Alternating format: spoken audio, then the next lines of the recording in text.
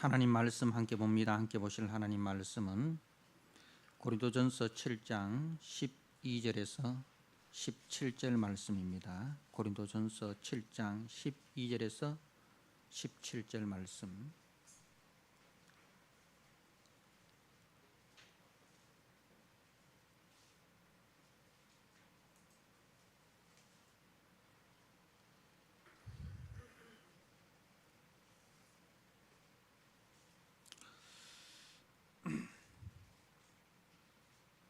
말씀을 봉독드립니다. 12절입니다.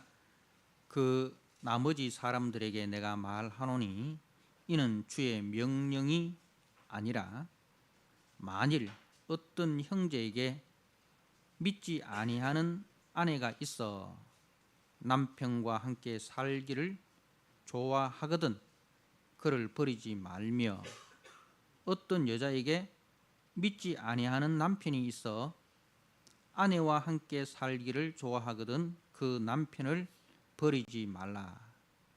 믿지 아니하는 남편이 아내로 말미암아 거룩하게 되고 믿지 아니하는 아내가 남편으로 말미암아 거룩하게 되나니 그렇지 아니하면 너희 자녀도 깨끗하지 못하니라.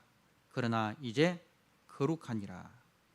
혹 믿지 아니하는 자가 갈리거든 갈리게 하라. 형제나 자매나 이런 일에 구애될 것이 없느니라. 그러나 하나님은 화평 중에서 너희를 부르셨느니라. 아내된 자여 네가 남편을 구원할는지 어찌 알 수 있으며 남편된 자여 네가 네 아내를 구원할는지 어찌 알 수 있으리요. 오직 주께서 각 사람에게 나눠주신 대로 하나님이 각 사람을 부르신 그대로 행하라. 내가 모든 교회에서 이와 같이 명하노라. 아멘. 오늘 고린도전서 7장 12절에서 17절 말씀, 말미암아 거룩하게 되고 라는 제목으로 말씀을 함께 생각하고자 합니다. 14절 말씀에 믿지 아니하는 남편이 아내로 말미암아, 이 아내는 이제 믿는 아내를 말하는 거죠. 믿지 아니하는 비그리스도인 남편이 이 믿는 아내로 말미암아 거룩하게 되고 예수를 구주로 영접하게 되고, 그리고 믿지 아니하는 아내가 믿는 그리스도인 남편으로 말미암아 거룩하게 되나니 예수를 구주로 영접하게 되나니 그렇지 아니하면 너희 자녀도 깨끗하지 못하니라. 그러나 이제 거룩하니라. 그래서 이제 가정에서 자녀들이 엄마 아빠 중에서 이제 믿는 엄마가 있고 믿지 않는 아빠가 있습니다. 반대로 그 반대의 경우도 있죠. 근데 그 상황을 보면서 이제 믿는 아빠든 믿는 엄마든 그 선한 영향력이 이제 가정에 그 배우자에게 자녀들에게 나타난다는 거예요. 그래서 그 믿음의 한쪽, 이제 남편이든지 아내든지 그 믿음의 성도로 말미암아서 불신 가정의 남편이, 불신 가정의 아내가, 그리고 그 자녀들이 예수님을 구주로 영접하게 되는 그런 은혜의 역사가 나타나게 된다라는 그런 말씀입니다. 그래서 말미암아 거룩하게 되고, 누구 덕분에 우리 가정이 예수 믿는 가정이 되었다. 우리 엄마 덕분에, 우리 아빠 덕분에 우리 가정이 예수 믿는 가정이 되고 예수 믿는 천국이 되었다. 그런 말씀입니다. 우리가 지난주에는 이제 10절과 11절 이제 그리스도인 가정에서 이제 그 부부가 어떻게 결혼 생활을 유지해야 되는가에 대해서 말씀을 나눴고, 오늘 말씀은 이제 한쪽 그 짝믿은 가정이죠. 왜 그러냐 하면 바울이 고린도 도시에 복음을 전함으로 이제 한 사람 한 사람 예수 믿는 그런 성도가 생겨납니다. 그죠? 그 사람이 한 가정의 남편일 수 있고 한 가정의 아내일 수가 있습니다. 자, 그런데 이제 고대 사회는 우리가 아시다시피 대부분 다 그 우상 숭배와 관련이 되어 있습니다. 믿지 않는 사람들의 그 삶 자체가 다 우상 숭배와 관련이 되어 있습니다. 우리나라도 보면 뭐 이렇게 그 옛날 그 달력들 이를 보면은 뭐 동지 뭐 나오고 뭐 하는데, 동지에 뭐 먹습니까? 팥죽 먹습니다. 왜 팥죽 먹어요?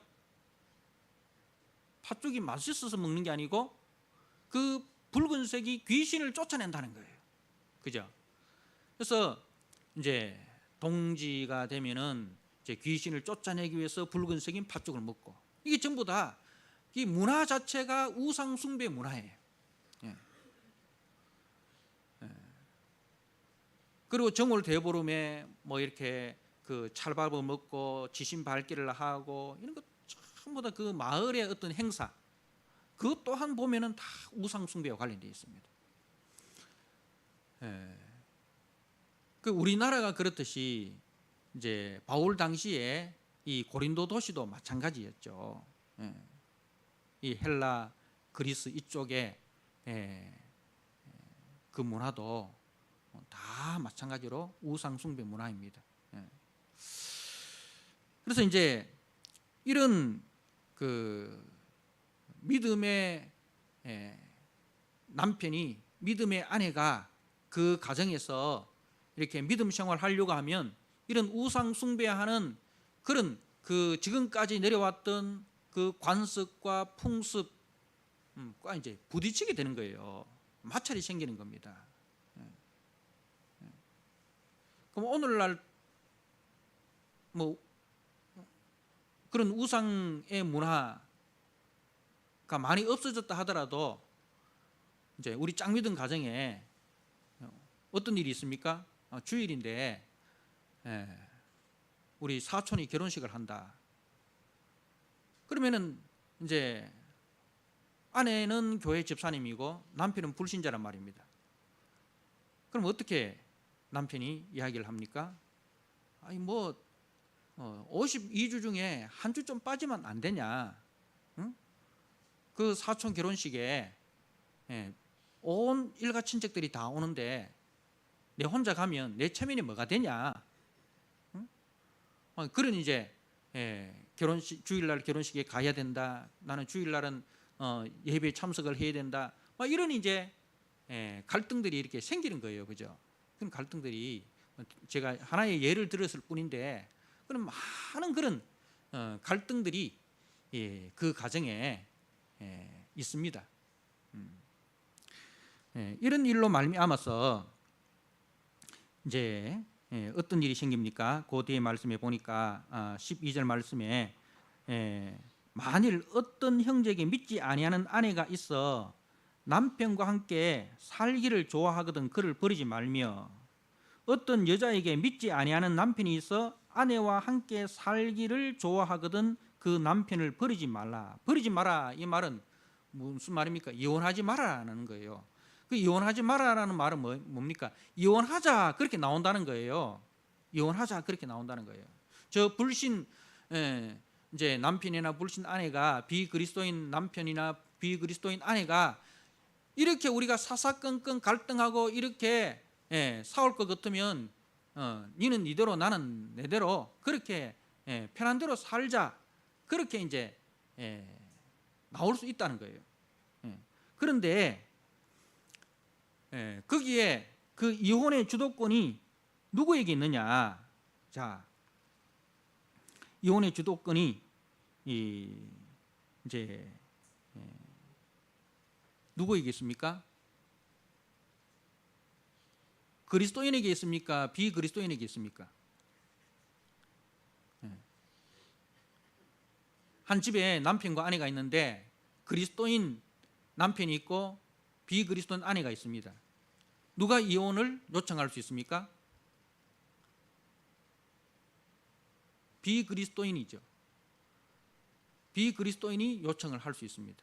그럼 우리 그리스도인은 이혼을 요청할 수가 없어요. 우리는 이혼을 요청할 수가 없어요. 저쪽이 이혼을 요청하면 우리는 그것을 수용할 수는 있어요.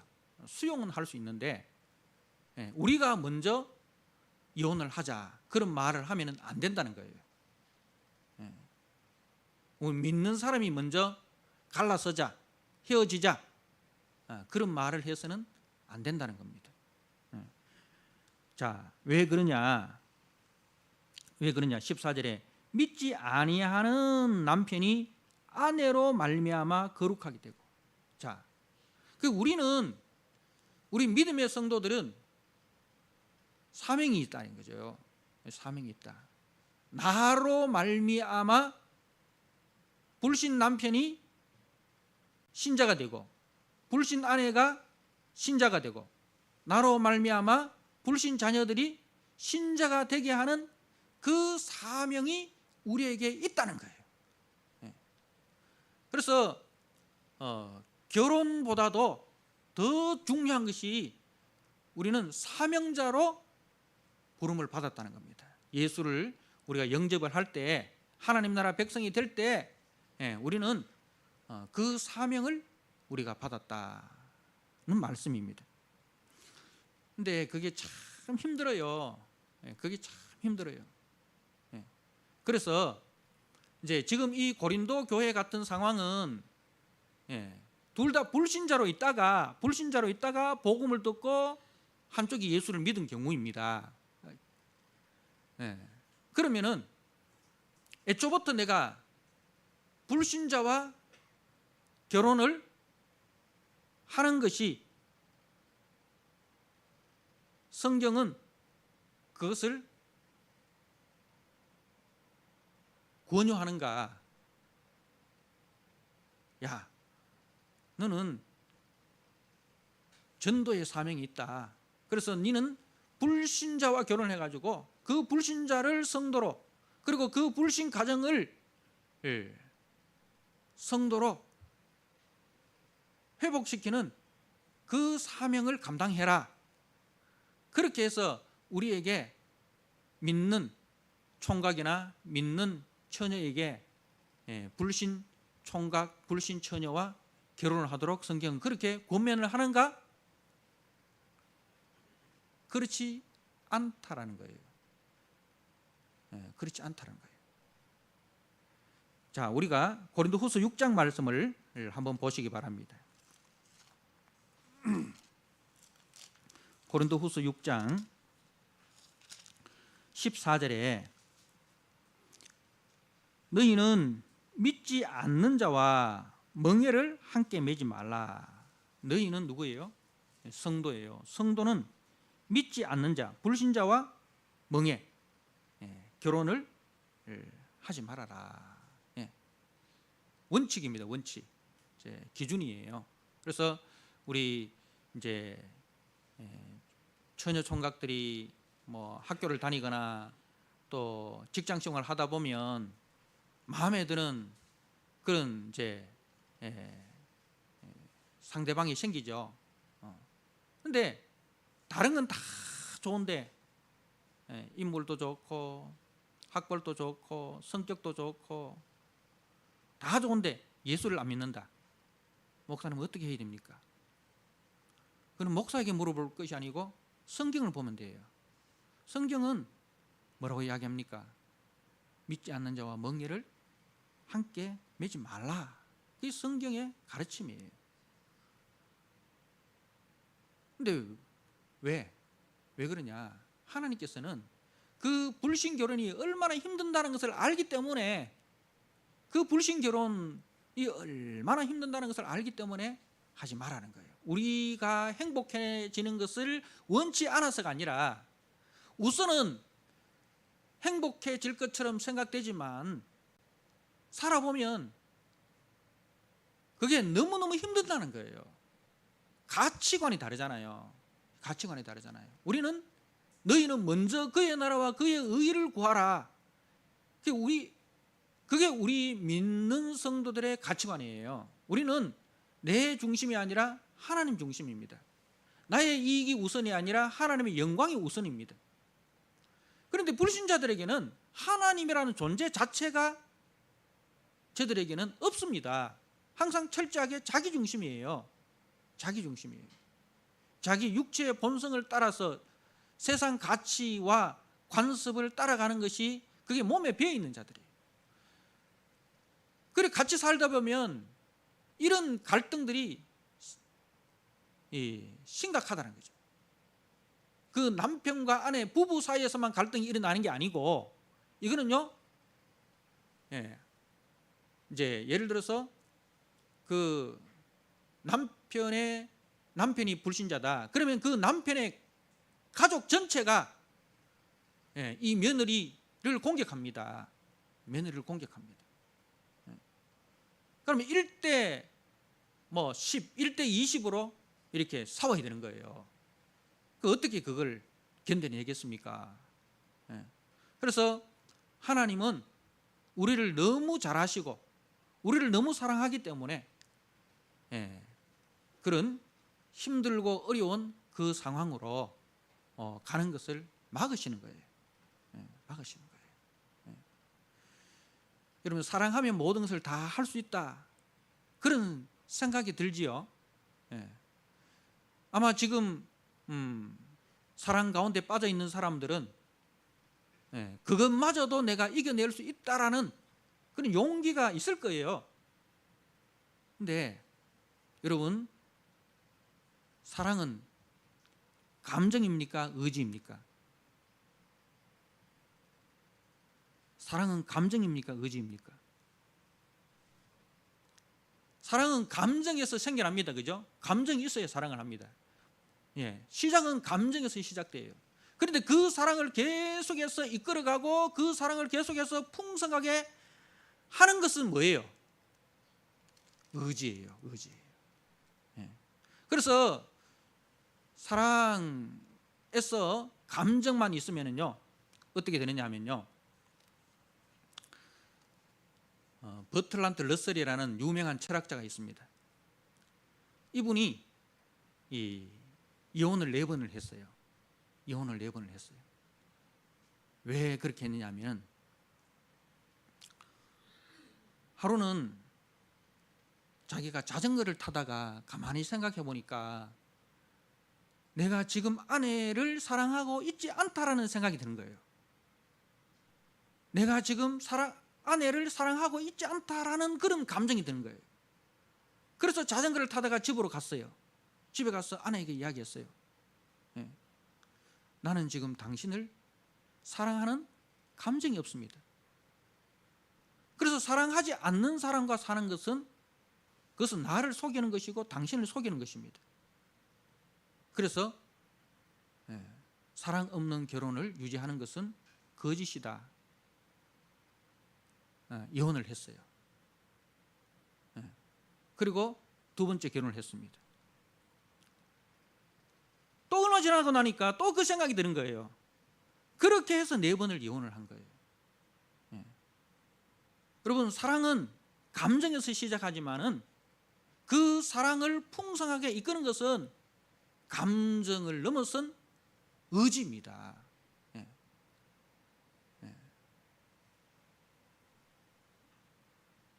그래서 우리 처녀 총각들, 아직 결혼하지 않는 우리 처녀 총각들은 너무 사랑을 감정적으로만 생각하면 안 됩니다. 예. 감정이 중요하지만은 그 감정을 컨트롤할 수 있는 믿음이 있어야 됩니다. 믿음이 그 감정을 컨트롤해야 됩니다. 감정이 기준이 되면 안 된다는 거죠. 믿음이 기준이 되어서 그 감정을 우리가 컨트롤할 수 있어야 된다는 거예요. 그래서 지금 내가 믿지 않는 자에게 좋은 감정이 있다 해서 그 감정을 따라가지 마시고 하나님의 말씀을 따라가서 그러다 보면 하나님께서 여러분들이 가장 좋은, 가장 여러분에게 맞는 배우자를 허락해 주실 것입니다. 그것을 볼 수 있는 영적인 안목을 우리가 길러야 돼요. 그래서 원칙은 바로 우리가 비그리스도인과 그리스도인의 결혼은 바람직하지 않다는 겁니다. 그러나 우리가 참 인생이라는 것이 내 뜻대로 안 되잖아요. 내 뜻대로 안 되잖아요. 어쩔 수 없이 또 비그리스도인과 결혼하는 그런 상황이 생길 수가 있습니다. 그런 상황이 생길 수가 있어요. 그럼 어쩔 수 없이 그 상황을 또 받아들이고 그 속에서 또 싸워 나가야죠. 그러나 그 정말 힘든다는 것, 그 정말 힘든다는 것, 그거는 아시고 결혼을 하셔야 된다는 겁니다. 그래서 이제 그런 분들의 간증을 예를 들어보면 처음에는 결국은 저요, 이제 비그리스도인을 따라가게 됩니다. 비그리스도인 배우자의 그 삶을 따라가게 되다가 나중에 고생하다가 고생하다가 이제 나중에 이제 천부의 의지 없어서 손들고 옵니다. 주나게 박대하시면 내 어디 가오리까? 막 그렇게 고생하다가 주께서 택하신 백성은 주님이 언젠가는 구원하시니까 언젠가는 데리고 나오시는데요. 말 안 들으니까 어떻게 때려서라도 데리고 나오는 거예요. 우리가 말 안 듣는 자식 뭐 어떻게 합니까? 뭐 때려서라도 말 듣게 하잖아요. 그런데 요즘은 때리면 안 됩니다. 요즘은 때리면 잡혀갑니다. 기도해야 되죠. 그래서 정말 하나님께서 그 사랑하는 자식이 어긋난 길로 가시니까 하나님 속이 얼마나 타겠습니까? 하나님 속이 타죠. 그래서 계속해서 하나님께서 지켜보시는 거예요. 지켜보시다가 도저히 말 안 들을 때 어떻게 합니까? 때려서라도 데리고 나오는데 그때는 하나님의 매가 우리에게는 큰 아픔이잖아요. 그죠? 근데 우리가 하나님의 백성이 지옥 갈 수는 없잖아요. 하나님의 백성이 하나님께서 지옥을 보낼 수는 없잖아요. 그래서 천국으로 이끄시기 위해서 그 육체는 고난을 당해도 그 영혼은 구원하기 위해서 육체에 고난이 주어지는 거예요. 그래서 나중에 몸도 마음도 다 그 힘들고 병들고 상처가 되고 그 가운데서 이제 집 나간 탕자가 모든 것을 다 잃어버리고 아버지 집으로 돌아오듯이 그렇게 돌아오도록 그렇게라도 돌아오도록 하는 거예요. 왜? 그게 아버지 사랑이니까. 그 영혼이 지옥 보낼 수는 없으니까. 그 육신은 병들더라도 그 영혼은 천국 보내기 위해서 하나님께서 그렇게 역사하신다는 거예요. 여러분 그렇게 맞고 살래요. 하나님께서 축복하시는 그 결혼, 그 축복하시는 그 가정으로 그렇게 살래요.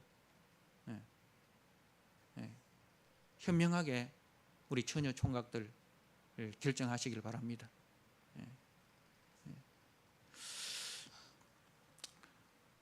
사랑하는 성도 여러분, 이제 어떻든 오늘 본문은 이제 우리 둘 다 불신 상태에 있었는데 한쪽이 먼저 예수를 믿었다는 거죠.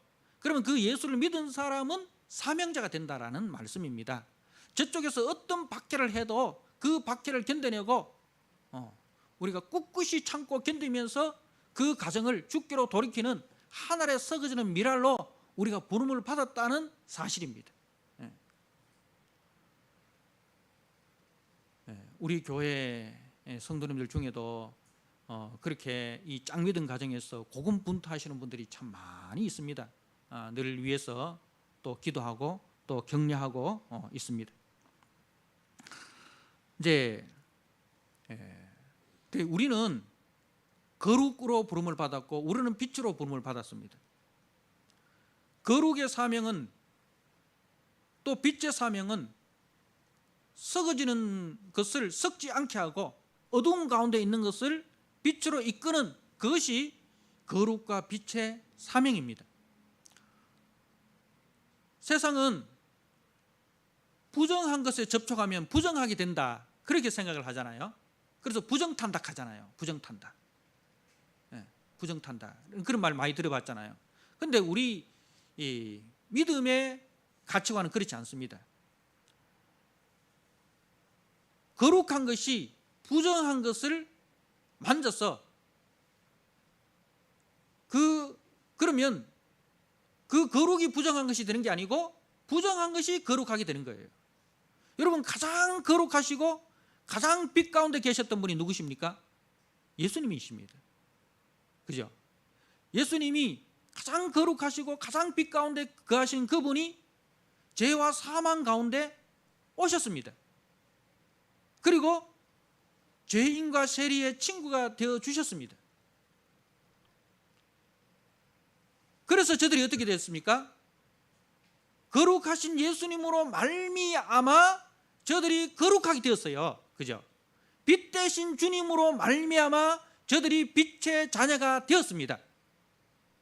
그게 복음이에요. 저와 여러분이 그러한 역사로 거룩하게 되고 빛의 자녀가 되고 그리스도의 백성이 되었지 않습니까? 그래서 예수님은 율법에서는 제사장들이 이제 문둥병자를 어떻게 합니까? 만지면 안 돼요. 보고 진단만 했습니다. 그런데 예수님은 친히 어떻게 하십니까? 문둥병자에게 손을 대십니다. 그리고 혈류병 들린 여인이 예수님의 옷자락을 만졌습니다.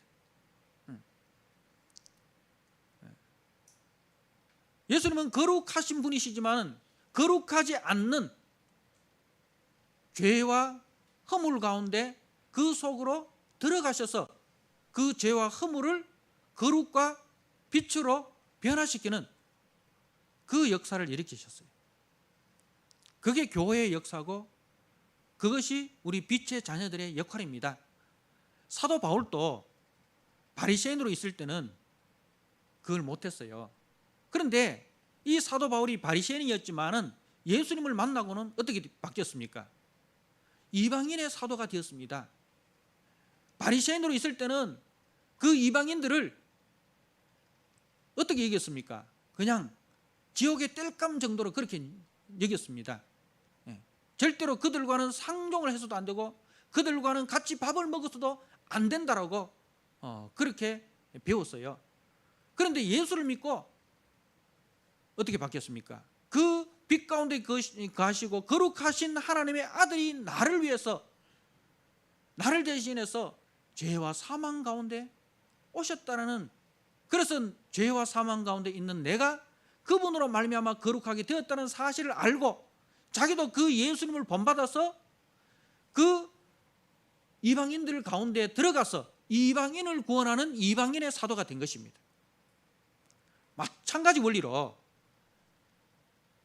우리가 믿는 배우자가 믿지 않는 그 가정 속에서 바로 이 역할을 해야 된다는 거예요. 예수님의 역할이고 바울의 역할. 그래서 우리는 비거룩을 만져서 속되고 어두운 것을 우리는 만져서 그것을 빛으로 바꾸고 그것을 선으로 바꾸고 그것을 의로 바꾸는 그 일을 해야 되는 거예요. 그러면 그 일이 어떻게 일어납니까? 예수님이 어떻게 그 일을 하셨어요? 그들의 모든 허물과 죄악을 예수님이 친히 다 짊어지셨습니다. 그죠? 말로 한 게 아니에요. 예수님의 구원이 말로 된 것이 아니잖아요. 예수님의 그 생명을 대속제물로 내어주셔서 그 일이 이루어진 거예요.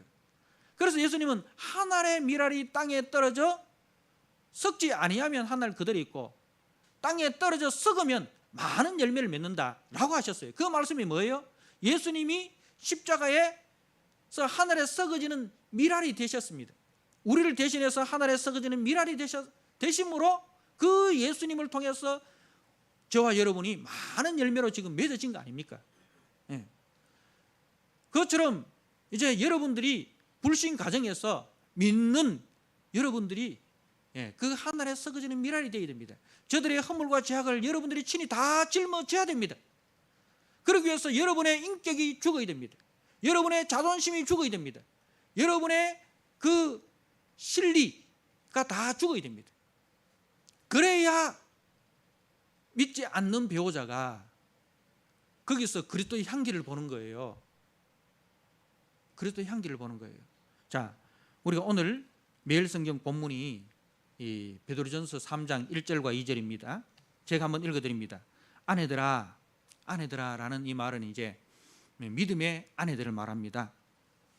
믿음의 아내들아, 이와 같이 자기 남편에게 순종하라. 자기 남편은 믿지 않는 남편을 말하는 거예요. 믿는 아내들아, 이와 같이 믿지 않는 남편에게 순종하라. 순종은 감정입니까? 의지입니까? 의지입니다. 감정이 아니에요. 의지입니다. 순종하라. 의지를 들여서 순종하기 힘든 그런 일이 있더라도, 자존심 상하고 감정 상하더라도 이빨 꽉 깨물고 순종해라 이 말입니다. 네 자존심 다 죽이고 네 이익 다 죽이고 순종해라. 이는 혹 말씀을 순종하지 않는 자라도, 말씀을 순종하지 않는 자라도, 그 믿는 그 아내가 믿지 않는 남편에게 얼마나 전도했겠습니까? 말로, 그죠? 복음을 논리적으로도 설명을 하고 사행으로도 전도하고 뭐 엄청나게 말로 전도했을 거예요. 근데 말씀을 순종하지 않는 자라도 말로 말미암지 않고 그 아내의 행실로 말미암아 구원을 받게 하려 함이니, 그 아내의 행실, 하늘의 밀알로 썩어지는 그 행실, 아내의 자존심을 죽이고 아내의 이익을 죽이고 아내의 실리를 다 죽여서 그리스도의 그 향기를 나타내는 그 온전한 행실로 말미암아 구원을 받게 하려 함이니 너희의 두려워하며, 이 두려워하며라는 건 하나님 앞에서 거룩하며 이 말입니다. 두려워하며라는 건 공포가 아니고 하나님을 이제 존중하는 거예요. 하나님을 공경하고 하나님을 존중하는 삶.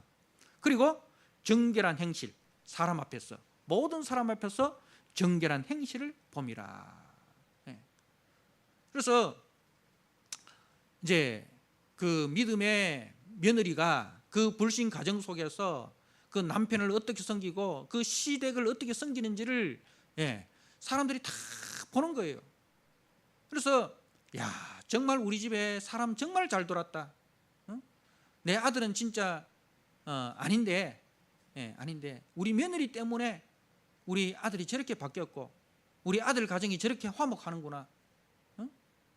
그리고 여러 며느리가 있지만 우리 저 믿는 며느리 보니까 안 믿는 며느리하고 너무나 다르네. 시부모님을 대하는 것도 다르고 시집에 일하는 것 그 망가짐부터 다르네. 그 정결한 행실을 봄이라 했어요. 그래서 여러분,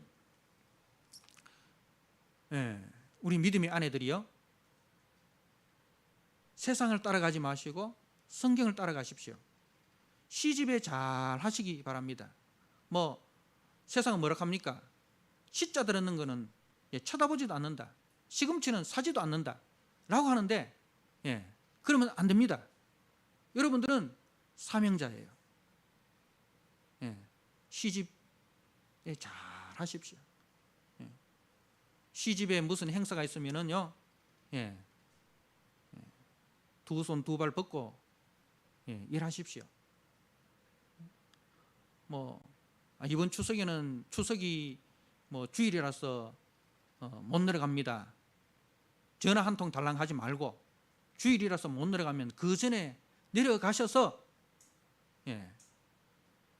미리 다 하십시오. 그렇게 하고 올라오십시오. 그것도 안 하고 주일이라서 이번 추석에는 못 가예 전화 한 통 달랑 하면은 그래가지고 전도가 되겠습니까? 내가 안 믿는 시아버지라 해도 그런 교회 안 다니고 싶어요.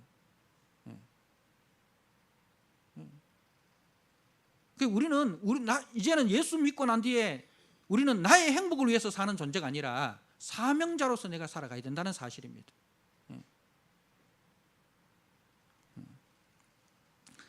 사랑하는 성도 여러분,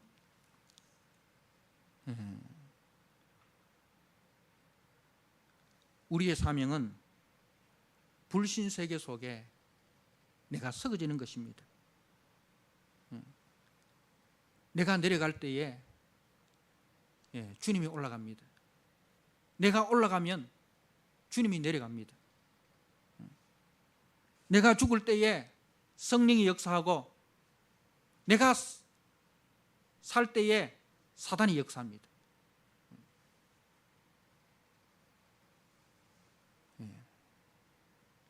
특별히 이 비그리스도인 가정에서 믿음 생활하시는 우리 성도님들, 여러분은 이 거룩한 사명을 위해서 보내진 자입니다. 그 고난의 현장을 벗어나지 마시고 거기서 승리하셔야 합니다. 거기서 믿음을 인정받으셔야 됩니다. 교회에서만 믿음을 인정받는 것이 아니라 그 불신자들의 입에서 여러분들이 인정받으셔야 됩니다. 거기서 여러분들이 박수를 받으셔야 됩니다. 그러기 위해서는 이 복음 외에는 다 양보하십시오. 복음 외에는 다 양보하시고 믿음 지키는 것 외에는 여러분들 다 손해 보셔야 됩니다. 사랑으로 오래 참고 기도로 여러분의 성질, 여러분의 본성을 버리시고 말씀 속에 나타나신 예수님의 성품과 능력을 보여주셔야 됩니다. 그것이 삶의 예배예요. 그것이 제사장의 사명입니다. 너희는 택하신 족속이요 왕같은 제사장이에요. 제사장의 사명이 무엇입니까? 하나님과 사람을 연결시키는 게 그게 제사장의 사명이에요. 백성들의 죄를 짊어지고 하나님 앞에 나아가는 게 그게 제사장의 사명이고 하나님의 영광을 백성들에게 보여주는 게 그게 제사장의 사명입니다. 그게 중보자예요. 여러분들은 그 제사장으로서 여러분의 가정에 보내심을 받은 자예요. 그렇게 할 때에 여러분들이 하나님 앞에 나아갈 때에 저들이 뭐가 됩니까? 제물이 되는 거예요. 하나님 앞에 드려지는 거룩한 산제물로 하나님 앞에 온전하게 드려지는 것입니다. 그 일을 위해서 여러분들, 우리 믿음의 성도님들 더 많이 기도하시고 더 많이 말씀 속에서 끼어서